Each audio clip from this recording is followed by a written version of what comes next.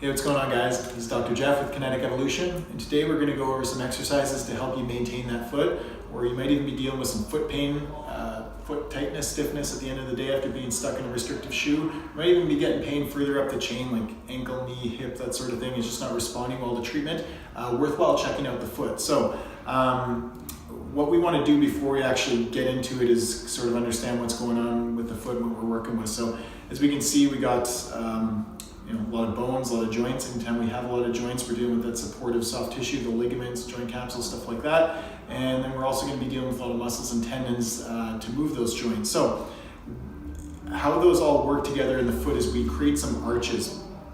And what those arches are important for is it creates sort of a spring within the foot, and that's important for weight bearing, it's important for shock absorption, it's important for propulsion as we're trying to move forward through activities such as running. So as we're working through those tissues and working the joints, it's important to sort of support the arches as we're doing so. So what we want to start with is a little bit of scanning of the soft tissue on the bottom part of the foot. For that, I recommend a golf ball. When we get a golf ball, it's a little bit smaller. It's also pretty unforgiving, which is kind of what we're looking for with this, since a lot of the tissues in the bottom of the foot are quite tough. So what I like, is the sort of smallness of this, and as we're getting that golf ball in there, you can see how it can promote that arch. We can target specific parts of the bottom of the foot with the golf ball, versus if we're using something bigger like a lacrosse ball, where we're just sort of mashing those tissues up. We're not able to really focus on any one part of the foot. So good sort of scanning maintenance exercise is just getting the foot on top of that golf ball, working sort of all the way back from the heel all the way up to the toes, inside and outside of the foot. If you find a gritty spot that needs a little bit of extra work, you can sort of play with that pressure, so you can push a little bit harder down on it. You can take those toes through a little bit of range of motion while you're on top of that ball, and really just have fun with it. It's not the most pleasant thing, but spend a couple minutes on each foot. That's going to warm it up. It's going to be sort of the first line of defense for any sort of restrictions through there. What I typically like to do next, and again, picture sort of a restrictive shoe. What it's doing is sort of compressing those foot bones and then those toes together. So interlacing the fingers through the toes. Feels weird initially, but once you get in there, it's actually kind of nice to splay those toes. So we're getting that nice toe splay, as I mentioned, and you can just passively take those toes and then sort of that midfoot through some flexion, some extension, some rotation. Just really feel that loosen up and get that tension and melt away. So that's a good start with that. And then I'll kind of move down into more of the midfoot from there. So you can see how we have these long bones, and in between those bones we have a lot of that connective tissue, muscle, stuff like that. So creating a little bit of shear between those, so pinning one side of the foot and then grabbing the other side and sort of mobilizing the bones in the foot that way is going to help loosen those muscles up. So how that kind of looks is, I'll pin this part of the foot and I'll just take these bones through here, and you might notice a little clunking and cracking, sort of feels good.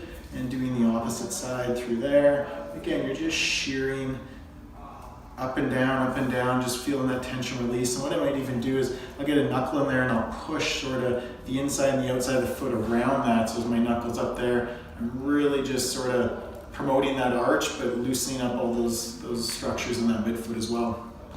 From there, I like to focus on a little bit of plantar flexion stretch. So if you think of most stretches, people are stretching their calves, which is very beneficial for this. Don't forget to do that. But that puts your foot in this dorsiflex position, which shortens everything on the front. So we often neglect to take our foot in a bit of plantar flexion. So what I'm going to do is passively grab the foot and toes and pull them into plantar flexion. So again, not only the foot but the toes. From there, I might even do a little bit of PNF. So what I'm doing is actually contracting. So I'm trying to bring the foot and the toes back up. I'm not letting that happen, and that's just allowing a little bit of resisting that with this hand. And then from there, as that lets go, I'm pulling that further into that plantar flexion, feeling that stretch through there. So not only do you want to continue to make sure you're stretching the back of the leg, but don't neglect the front of the leg as well. So now that we've mobilized the joints, loosened muscles up in a few different directions, I like actively sort of taking those joints through the range of motion. Gives you a little bit of control over that range. So towel scrunch is a good option for this. So what we do is we lay a towel down. From here, I'm actively bringing my feet or my toes up into end range extension. And I want to think as I'm stretching them as far out towards the edge of the towel as I can, and as I curl into that plantar flexion, I'm bringing the towel towards me. So you don't just want to hurry and get that towel towards you, you're trying to get that full end range extension into full end range flexion.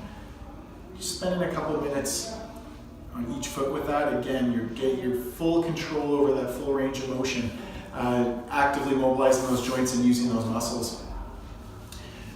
From there, we've got the foot nice and warmed up. From there, kind of what you want to do is, some sort of kinetic chain specific things involving the foot. So anytime you can go barefoot is really beneficial. Again, when we're stuck in those compressive shoes, the muscles aren't doing their jobs and we're sort of stunting the proprioception, which is our ability not only to balance, but our awareness of where our joints are in space. So anytime you can go barefoot, you're going to promote that muscle contraction, get those muscles stronger, and enhance that ability to balance. So even a couple minutes a day, whenever you're around the house, in the backyard, on the grass, anytime you can do bare feet, that's going to be beneficial to your foot health.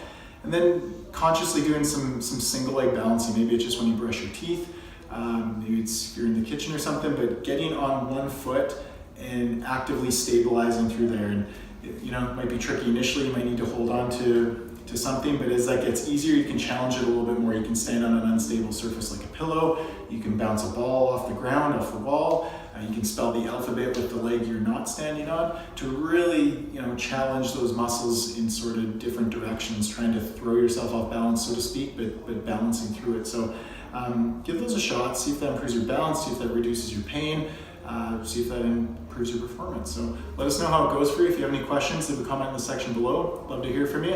If you like this video, hit subscribe and check out more of our videos.